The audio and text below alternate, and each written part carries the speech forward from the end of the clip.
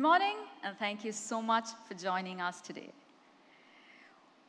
Welcome to a celebration, ladies and gentlemen, of the extraordinary, a tribute to progress and an ode to diversity. Welcome to the Southern Rising Summit 2023. We have Her Excellency joining us here this morning, kicking off the very first edition of the Southern Rising Summit 2023. Very special good morning to each and everyone here. Today's topic is agent of change, governors, agent of change or agent provocator, redefining the governor's role. First of all, I appreciate the ABP network for conducting this program as Southern Rising Summit. For conducting Southern Rising, the Southern states are praising you. So I have to say, for this rising, we are praising you.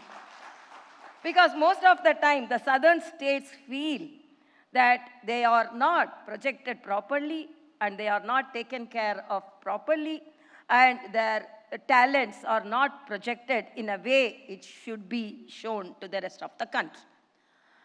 And transforming from the star to ABP, now you remain as the star in the journalism, and I'm really very happy to participate and inaugurate this session. And the topic is also very interesting to know whether the governors or the agent of change or agent of provocators. I should say it is in the vision of the people and in the vision of the politicians. Because I can project only myself because I cannot compare with other governors, but I, as a governor, from the day I took oath, I wanted to be a people's governor. But when we wanted to become a people's governor, definitely it asks the politicians also. So first of all, my Telangana Raj Bhavan is called as Praja Bhavan, that is People's Bhavan. And Puducherry Governor Maligai is changed into Governor Office. So whatever may be the position, it is for the people, for the people, for the people. But when I became the governor, the first critic, because before acquiring the office, the criticism came from the Chief Minister's office, saying that the Sarkariya says the politician cannot be the governor. Then I immediately answered, politician can be the governor, but the governor should not be a politician. So we really able to demarcate because we are also responsible persons. But it is viewed, whatever the activities carried out by us is viewed in a political mirror, with a political glass. That is the most unfortunate experience we are facing. So when I became the governor, I always mentioned this in most of the conferences. They told, okay, she became a governor, she's the youngest governor. So this is the youngest state. Telangana is the newborn state. How she is going to manage a newborn state? I told, I am a gynecologist. So I am very talented in handling the newborn babies. So Telangana is a newborn baby. So definitely I will handle the newborn baby, Telangana, and still now handling with most affection to the people of Telangana, with the most respect to the people of Telangana. Then immediately when I was given the additional charge as Lieutenant Governor of Puducherry, the same critics came forward, okay, she looked after Telangana, but how she is going to look after the Puducherry? I told, as a gynecologist, if single baby is born, I can handle. If twin babies are born also, I can handle. So the qualification and the education and the political experience gave me the courage and conviction to handle these two states with full of my satisfaction, not only to my satisfaction, to the full of the satisfaction of the people.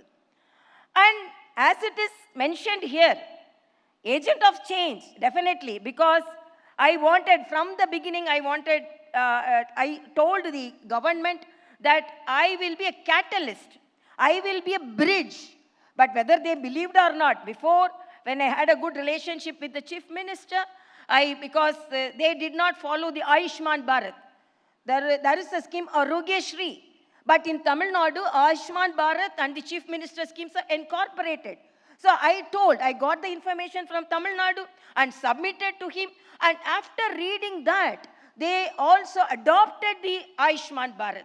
So in the assembly itself, Chief Minister mentioned, because the governor highlighted the goodness of the Ayushman Bharat, we also adopting it. So this is the possibilities when there is good relationship. I don't need a crown. Head itself my crown. That is the message I want to tell.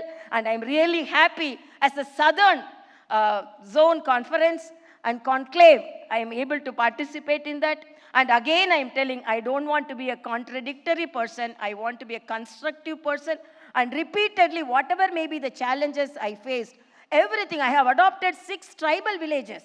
And I traveled 15 kilometers of Nallamala forest to meet the village tribals. Even now, we are combating the anemia of the tribals. So many things we are doing. But my request is to the politicians, to the government, what all the activities taken forward by the governors, please view it in a neutral way. Don't view it as a political stand. That is my stand, and I'm really happy to attend this program. Best wishes to each and everyone. Thank you so much.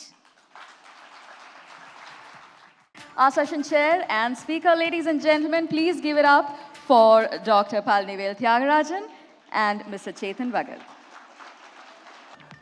Welcome. I have been following what you've been saying in articles, in interviews, even well before I was chairing this session. And since last 2 days, I'm obsessed. I've seen, my YouTube is only recommending you now, because I've seen every interview. You do have a lot of opinions. You were state minister in Tamil Nadu, but I think your voice is heard more than many union ministers also. It's true, it's true. And that is because of the power of your words, that's because of the power of your ideas. But I think because in a platform like this, it's good to challenge them. So we'll talk about federalism, but I want to just get right into it. You have a lot of views on the Modi government, a lot.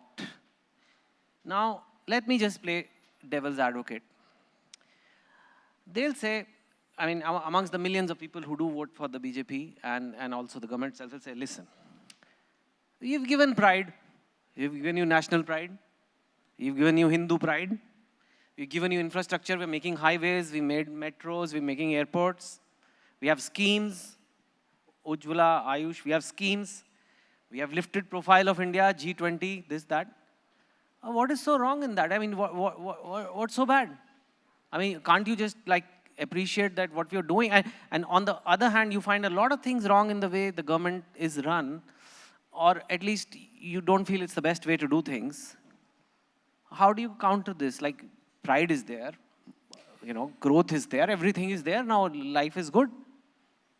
Well, pride may be there. I'm not sure growth is there. So let me put maybe 3 points. One, if you look back to 1990, I'm not talking about like, you know, centuries, I'm talking about 30 plus years ago. India and China had roughly the same GDP per capita, right? Scaling for the population. There was what we call in the markets a global trade, which basically said almost all manufacturing could be done cheaply and efficiently and quickly in China. In return, China was making lots of profits. It was driving huge investment into its infrastructure, into its economy, as well as becoming the kind of reserve buyer of the world, buying all these dollars and bonds and euros and all this stuff. And they accelerated in a way that has made their per capita GDP about 3 times ours. Now, you can't get the same kind of discipline and focus and so forth in a democracy that you can get in a communist country which is effectively run by one-party rule. I agree. But at some point, we should be seeing that kind of growth because that's what our demographics and our curve should look like. So the first concern I have is the opportunity cost, especially in the last 2-3 years after pandemic, when there is a global demand for investment locations, when there is a global demand for a trading partner to replace China, that we should be doing a lot more and could be doing a lot more. And it should show in the results. Pride is good. but it has to translate into actual improvement of quality of life for people before it's meaningful. Otherwise, it's just propaganda, right? Anybody can drive propaganda. Outcomes matter. So that's my first concern. My second concern is that I see the propaganda and the pride as a substitute. In a lot of places, we are seeing much, much worse outcomes than we should in terms of equity, inclusion, harmony. You know, we're seeing social strife and so forth. And I'm almost, what can I say, afraid that this kind of pride is a substitute for, I can't give you better jobs, I can't give you a better life, but you can feel better because you're above this, in the hierarchy above somebody else, and this kind of disparity. And these are correlated problems, because the more you have an unstable, the decision of one person or one party can change the rule of law or the rate of tax or the direction of investment or the allocation of coal blocks, the less likely that outside investors see this as a level playing field, and less likely they're going to come. Both of us have been in the world of finance. The less likely they're going to come and invest in a place where they can't predict what path outcomes can take. So collectively, all of this together, I would say, too much rhetoric, too much of it is divisive, and not enough delivery. I can encapsulate that in just one instance. A good friend of mine, Tamilian by birth, expatriate for many years, runs one of the big institutions in the Bay Area. You may have known him, but I don't want to give his name. He came to Chennai recently after the visit of the Prime Minister to the US and the visit of the White House and all that stuff. And we were at a dinner. And he was telling me it felt so good, and we got the seat at the table, and we had a state dinner. And so I let him speak for about 5 or 8 minutes, and then I said, how many trades came out of it? How many deals came out of it? How many investments came out of it? How is that going to create more job opportunity? And how many young people are going to benefit?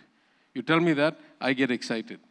He happens to come and make you in India as an expatriate feel happier and proud. That's okay, but that's not really enough excitement for me. I want to see that something concrete came out of it, extra 10 billion, extra 100 billion, 5 more companies, 3 more jobs, more free trade, something that results. So that's where I would say the gap is between me and most people who think that the government is doing a good job. What about over here? The AI-DMK just broke off an alliance with the BJP.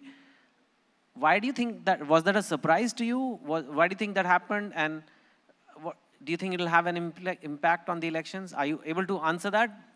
No, I mean, if I had a good answer, I'd give it to you. I don't. I mean, I must say I was a bit surprised, because I can say from personal experience that if it hadn't been for the BJP, it's not clear to me the regime would have lasted 5 years after the passing of Ms. Jayalalitha. It was a very unstable regime. I was sitting in the assembly when a lot of funny things happened, when 11 people voted against the government, but contrary to the anti-defection law, they were never removed from the House. I can remember governors negotiating deals, all kinds of things that I didn't think were, ideal in a democracy happened, and therefore I assumed and thought that people who had benefited would stay with the people who had given them the benefit. So I was a bit surprised, and then who am I? Politics makes for strange bedfellows. Everything changes all the time. Thank you so much for your time and your great insights into politics, economy, and everything else. Thank you. Thank you very much.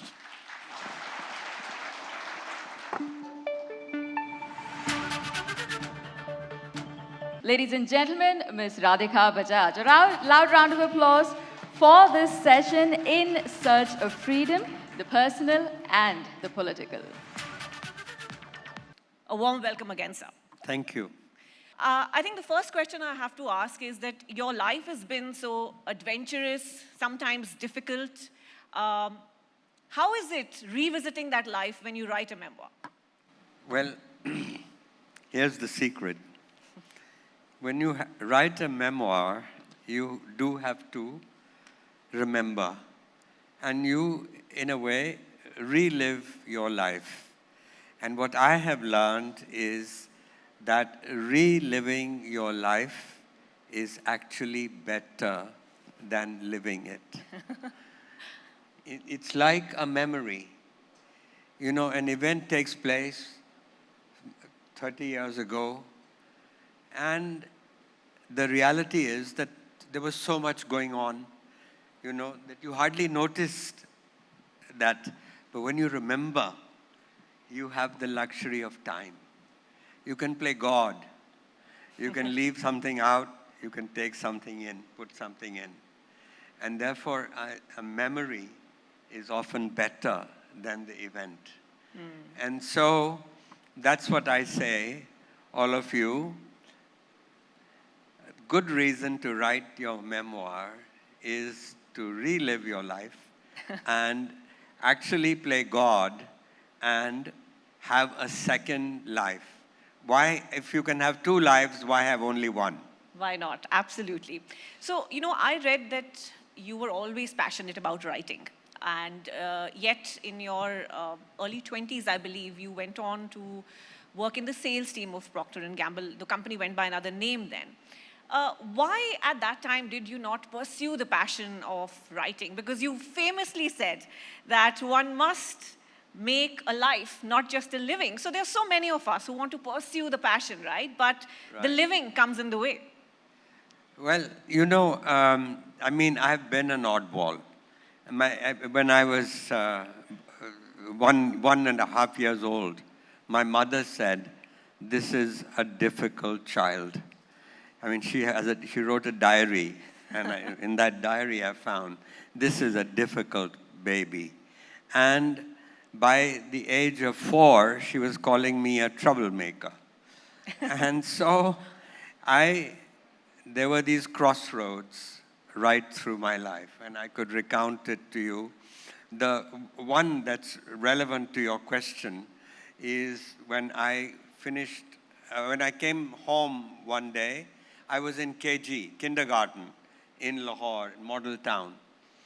And I came home sporting a report card, and my mother is standing at the door, and she smiles and she says, "Did you stand first?" And my father is at the back, and he says, "That was the wrong question."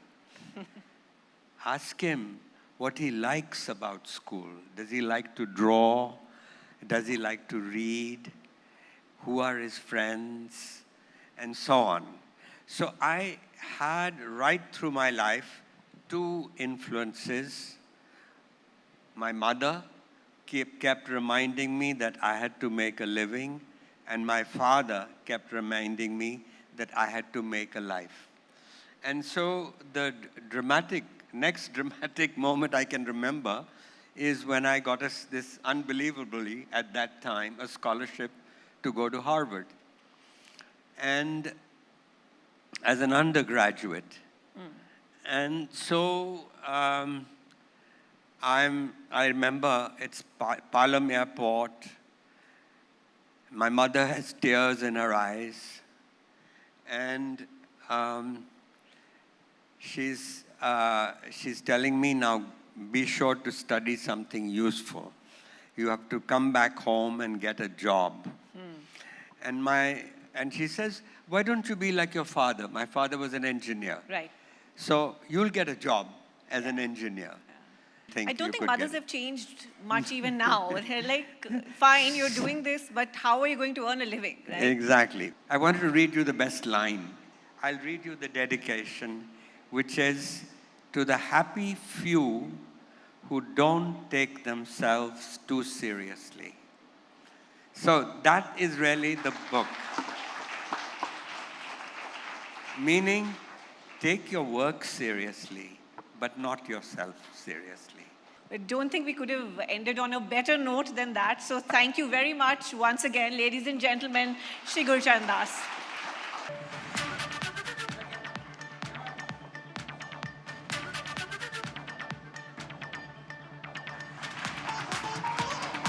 जैसे ही घड़ी का काटा दोपहर 2:30 पे आए, बबीता जी का दिल सास बहू साजिश के लिए मचल जाए।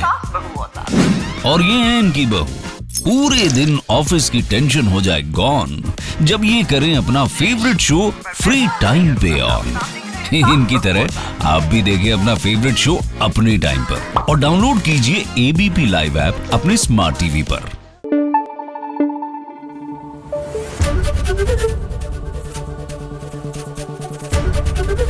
ABP न्यूज आपको रखे आगे।